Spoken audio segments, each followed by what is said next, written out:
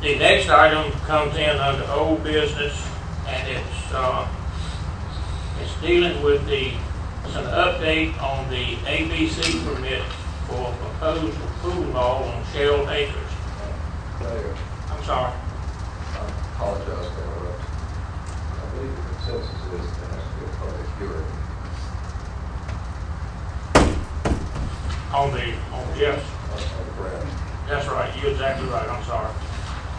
Okay, at this time I will open the public hearing and ask that anyone who wishes to speak, please come to the podium, give your name and address, and proceed with your comments.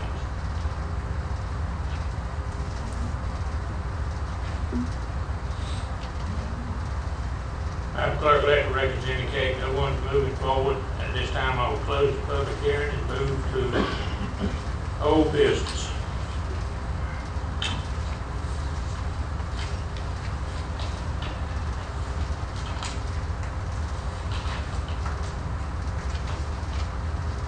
On April the 28th, City Council held a public comment from residents on Shell Acres Subdivision concerning an ABC permit for the purpose for the proposed pool hall to be opened in their neighborhood. At that time, city staff was in the process of reviewing the application. City Council had requested a report on results of staff investigation. The action that being requested tonight is to call on the planning director, the police chief, and the city manager to report their findings. Who wants to go first? George? Mayor and council members, the planning staff conducted an inspection of the facility located on Highway 88. The operator of the facility is Mr. Robert Mercer. This is a new individual that's wanted to operate a business. The staff was charged with a fire inspection that had to be done, which was done by the fire marshal. There was also an inspection that had to be done as far as the building itself to ensure that it was code compliant. And there was an inspection on the zoning of the building and its use and added in use. That was the only thing that the planning and development staff had to do. It's not an approval of the individual or to say issue a permit. It was only those three items. And the staff found that Rob's Sports Bar and Grill, which was the name of the new business, that it was in compliance with those three things. I'll let the police chief answer. Hold on a minute, George. Some council might have a question for you. I have one question. Now, by approving this permit, does this allow this gentleman to operate his pool hall?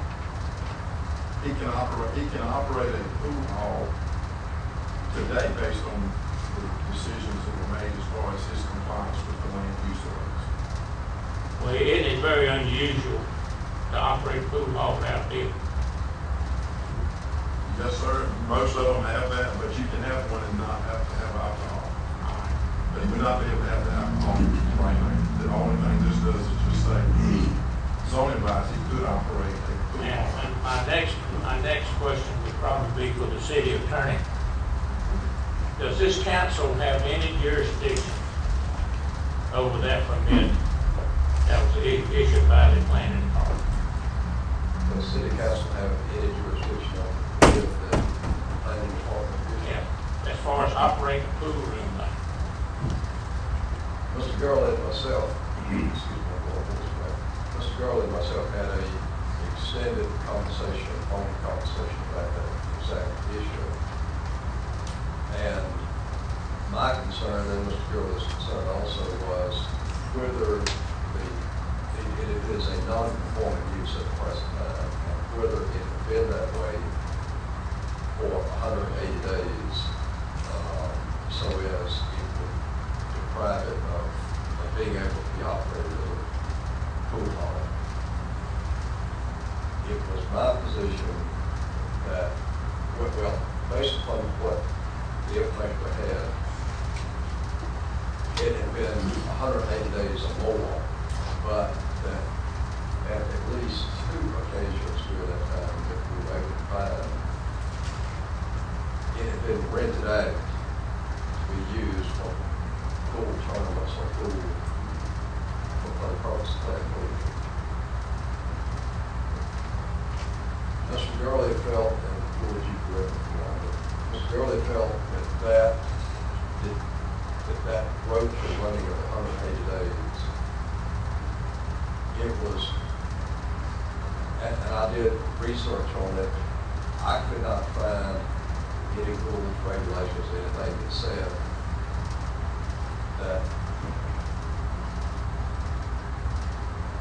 that was sufficient to prevent, that is to break the running of 180 days. Well, my opinion is that it does. That is, I didn't find anything that contradicted what I said. I didn't find anything that supported what Mr. Gurley's position on it was.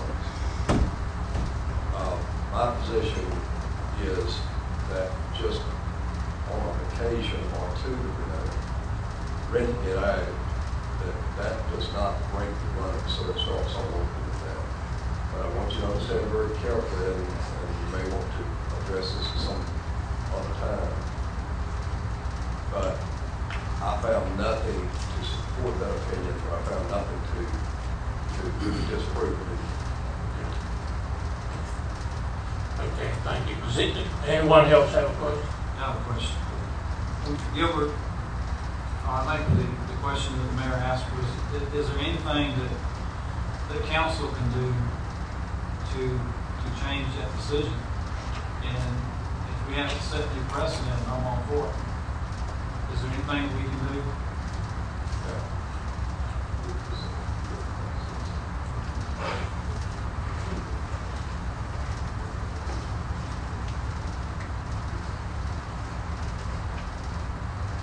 Mr. Gurley and myself talked about that the other day, and I just wanted to make sure before I spoke that I didn't say anything consistent with what he and I had spoke about. There is an appeal process. It goes before the planning adjustment board. And then if one side or the other does not like the decision, it can be appealed to Superior Court or petitioned to Superior Court file. So you're saying citizens in the neighborhood can appeal that, correct? Yes. Thank you. Anyone else have a question?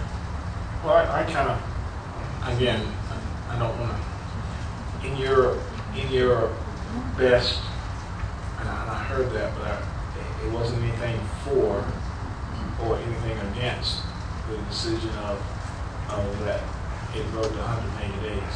But as far as the number of days, there was something that operated there through rent by the owner. Well, by the owner or either leased by the owner to someone. And we feel that constitute continuing that particular service during that time frame. Mr. Gurley and myself rarely disagree on things, but he felt that did not break the running of 180 days, and I felt that it did. But I want to make sure you understand that in looking at any precedent, I couldn't find any that supported my position, or could I find any that supported Mr. Gurley. Okay. And it was just a professional judgment call. So. And again, I'm sure there was some documents or whatever that confirmed